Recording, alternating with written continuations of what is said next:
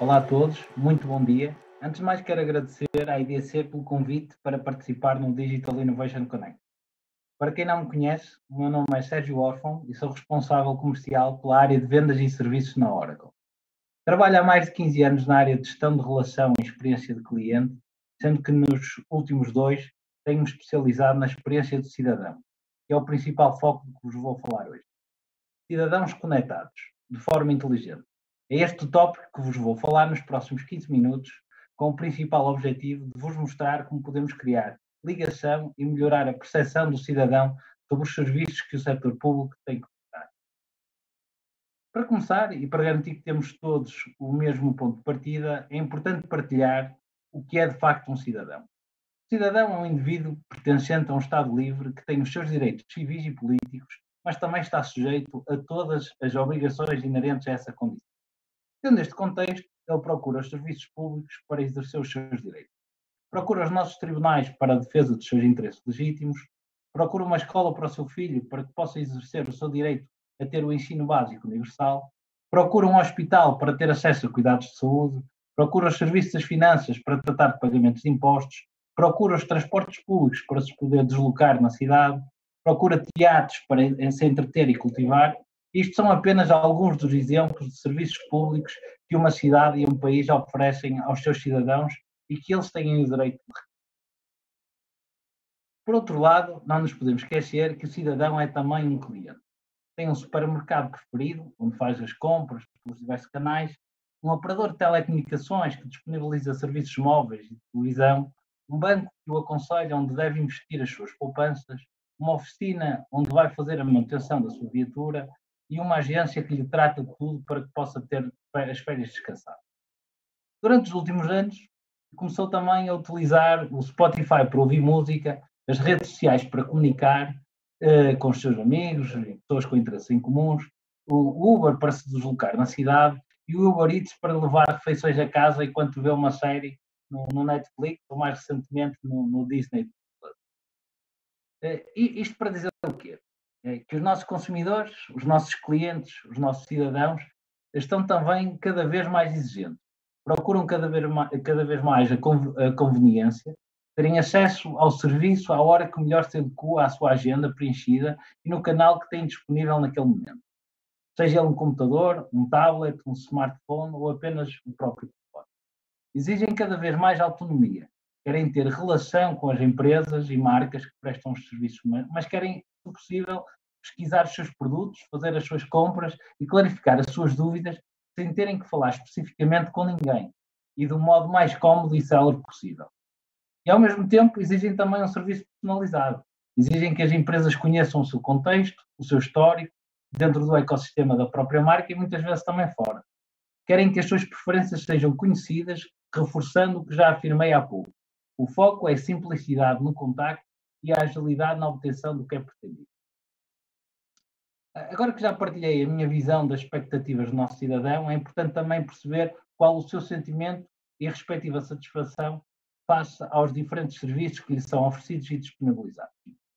A McKinsey, consultora estratégica de referência, publicou em agosto de 2019 um estudo acerca deste tema que intitulou de The Public Sector Gets Serious About Customer Experience, em que aborda precisamente este tema, como os serviços públicos estão cada vez mais a investir para garantir uma melhor experiência do cidadão, de acordo com os princípios que referi antes. Mas o facto mais relevante é verificar que os cidadãos são mais exigentes do que os nossos consumidores.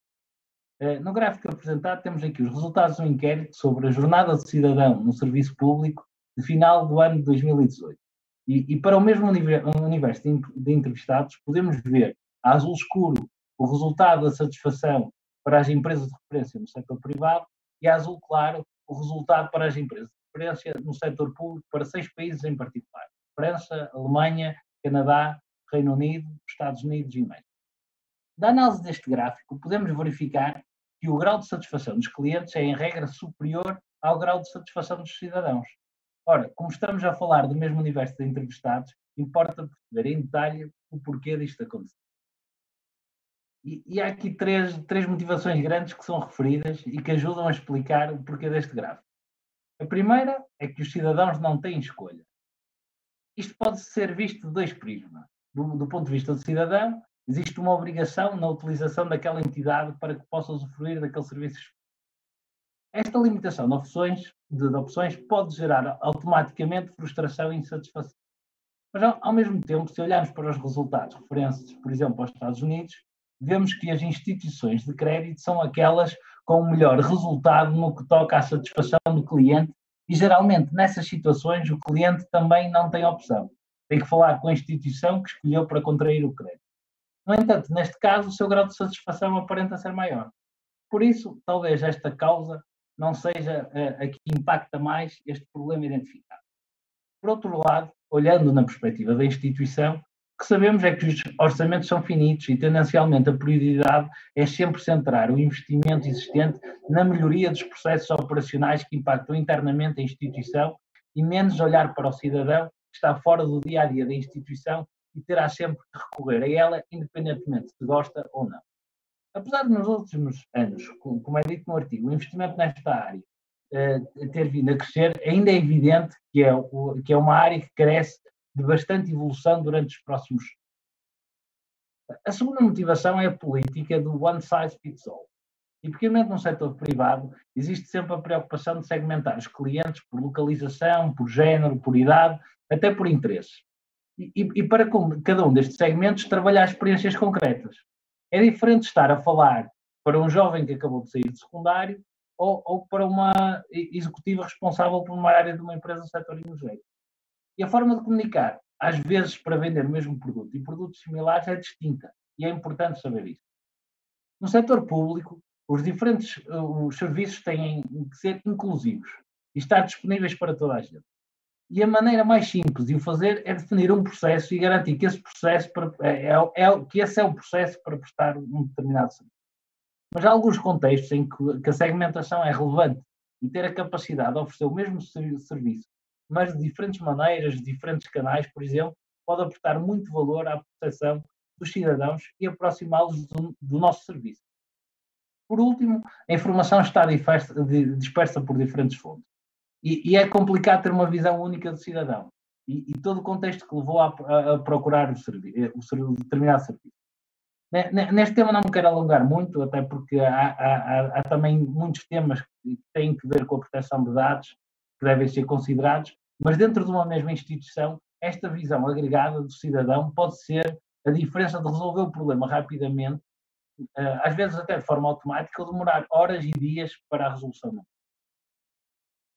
Bom, posto isto, já apresentamos as principais expectativas que o cidadão tem relativamente aos serviços que lhe são prestados, os principais obstáculos que tipicamente encontramos no setor público e, por último, não podemos esquecer também o impacto que a pandemia tem vindo a ter na nossa vida, na maneira de colaborar e também na maneira de ser.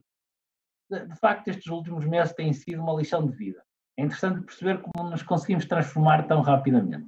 Darwin disse em tempos que não era o mais forte nem o mais inteligente que sobrevivia, mas o que melhor se adaptava às mudanças.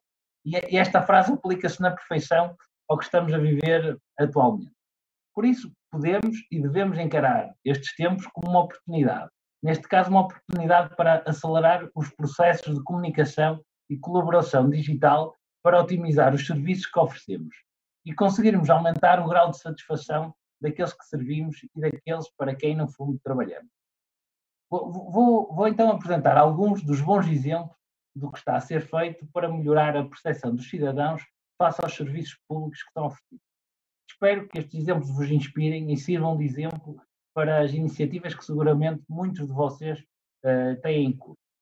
Escolhi exemplos em vários continentes para passar a mensagem que isto não é apenas uma tendência local, é também uma tendência global e fiquei-me essencialmente em exemplos concretos de evoluções incrementais ao que já existe, mas com um impacto significativo no que é a confiança e de satisfação dos cidadãos. Falamos muito de transformação digital e de programas transformacionais, mas na maioria das vezes essa transformação que se fala resulta de um sem número de pequenas evoluções que acabam por contribuir, quando somadas, para que a percepção de facto mude de uma maneira bastante disruptiva. E o primeiro exemplo que trago aqui é precisamente o reflexo do que acabo de dizer. Não podia fazer esta apresentação sem vos falar do exemplo de referência na digitalização de um país, como é o programa da Estónia. O Estonia é assim que é designado este programa, é sem qualquer sombra de dúvida um dos projetos tecnológicos mais ambiciosos no século XX. Envolve todos os membros do governo e quer simplificar o dia-a-dia da relação das entidades públicas com o cidadão. Todos os serviços públicos são disponibilizados digitalmente numa plataforma conectando o Estado e o cidadão. Estou a falar, por exemplo, da legislação, das votações, da educação, da justiça, da saúde, dos bancos, dos impostos, da polícia e assim por diante. Hoje os cidadãos podem votar nos seus computadores e contestar multas de estacionamento em casa. A política subjacente é que nenhuma informação individual deve ser inserida duas vezes. Por exemplo, no crédito de habitação, o cidadão, em vez de ter de preparar um pedido de empréstimo, tem automaticamente os seus dados, renda, dívida, poupança, disponíveis para que possa solicitar essa simulação. Outro exemplo é nos consultórios médicos, onde não há necessidade de preencher papéis nas salas de espera, porque os médicos podem aceder ao histórico do paciente. Este sistema funciona via um cartão identificador digital que reduz os processos tipicamente complexos e que requerem muita integração a uma simples tarefa. Hoje em dia, já 99% da população tem este identificador digital que falei, e cerca de 70% utilizam os serviços públicos digitais com regularidade. A mesma filosofia que foi montada para o cidadão está agora em fase de evolução para as próprias empresas, o que torna a Estónia um país de referência nesta área. Pronto, falei de um país de referência europeu, agora vou falar também de algumas cidades americanas que estão que estão a trabalhar para melhorar a experiência ao cidadão. Em particular, Sacramento, São José e mais algumas no estado da Califórnia. Em comunhão com a iniciativa de lançamento do número 311, com o principal objetivo de reduzir o número de incidentes reportados na linha 911, ou seja, para ser utilizado especificamente para apoio nas solicitações não urgentes, estes municípios utilizaram a tecnologia de CRM para possibilitar ter uma visão 360 do cidadão e um atendimento tendo em conta a diversidade de canais que o cidadão utiliza para interagir com o município, sejam eles o canal web, redes sociais, serviços de messaging, assistentes virtuais, assistentes de voz, o chat tradicional ou até a própria videochamada. Isto permitiu a redução do tempo de resposta, a redução do número de contactos via telefone e, consequentemente, o aumento da satisfação dos cidadãos e da própria comunidade. Partilho alguns indicadores aqui no slide e, como podem ver, o impacto deste tipo de alterações é significativo no cidadão. E, às vezes, as coisas mais simples de operacionalizar permitem melhorias de serviço muito interessantes. Bom, já dei um exemplo na Europa, um exemplo nos Estados Unidos, vou agora também dar um exemplo no continente africano. E ainda mais surpreendentemente num tema muito sensível, que é a cobrança de impostos. Como sabem, em alguns países africanos, o Estado tem muita dificuldade em garantir que o processo de recebimento de impostos é feito de acordo com as práticas definidas pelo governo. A Autoridade de Receitas do Quênia, neste caso, tem como missão tornar este processo menos penoso para o cidadão, embora a percepção existente antes desta iniciativa começar a ser operacionalizada era que a Autoridade das Receitas do Quênia percepcionava os cidadãos como as pessoas apenas interessadas em sonegar impostos e não como clientes do próprio Estado. Previamente a este projeto, o governo do Quênia estabeleceu uma meta ambiciosa de autossuficiência, na qual o país deve reduzir a sua dependência de ajudas e subsídios e confia mais na arrecadação de impostos como uma das fontes de receita para impulsionar o crescimento e o desenvolvimento. A Autoridade de Receitas do Quênia teve então como objetivo tornar a conformidade tributária uma experiência agradável e conveniente para os seus cidadãos, no sentido de garantir um maior grau de cumprimento. Para isso, a Autoridade de Receitas do Quênia desenvolveu uma visão unificada do cidadão, tendo em conta as suas interações internas e externas, nomeadamente nas redes sociais e na aceitação da comunicação enviada. E uma melhor experiência de atendimento, impulsionada novamente pela tecnologia de CRM que falei há pouco, dando particular enfoque nesta situação para agilidade na consulta de informação do cliente, de informação dentro da plataforma, de conhecimento específico sobre a solicitação do cidadão e a possibilidade de realizar inquéritos dinâmicos ao cidadão para perceber qual a quantia em dívida de uma forma completamente personalizada. Este programa começou a ser operacionalizado há cerca de 2 anos E como se pode verificar com os resultados aqui apresentados, existe uma relevante melhoria no que toca à satisfação do cidadão e um incremento de valor recolhido em virtude do novo comportamento em relação ao cidadão. Por último, quero partilhar também uma referência relevante em França, no Fundo Nacional de Abonos de Família, mais conhecido por CNAF. Esta instituição é responsável pela distribuição de benefícios sociais do governo em França e aloca aproximadamente 4% do PIB do país, ou cerca de 80 mil milhões de euros. Com base na situação específica de um indivíduo, são calculados abonos de parto, apoios para a creche ou regresso às aulas, adultos com deficiência ou desempregos, entre muitos outros. Como imaginam, estas situações são difíceis de personalizar em escala, com a agravante das regras estarem a mudar com alguma frequência e de ser um processo complexo de centralizar.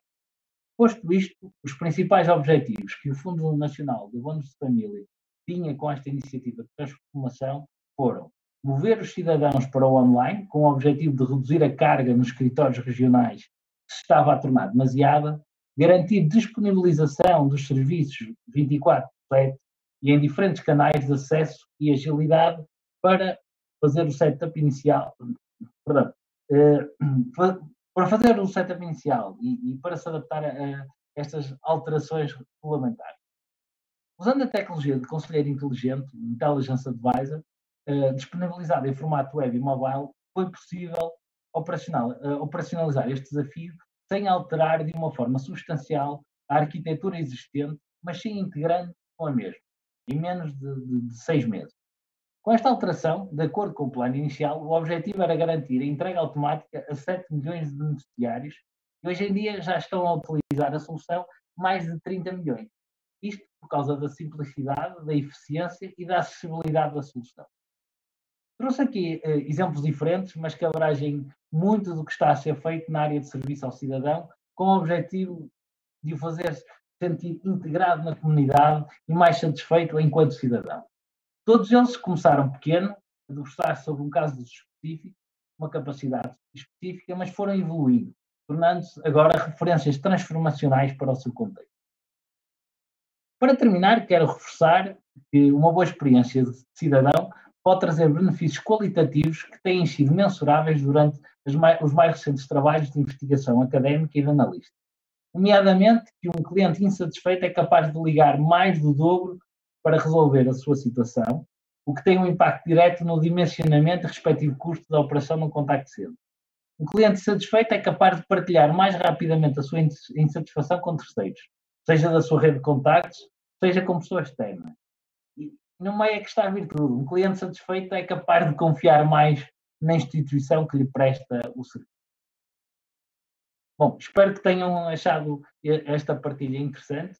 Obrigado pelos vossos 15 minutos de atenção. E mais uma vez, o meu nome é Sérgio Orfan, estou disponível para clarificar alguma questão que tenha surgido entretanto ou para partilhar em mais detalhe qualquer uma das referências que falei durante este keynote.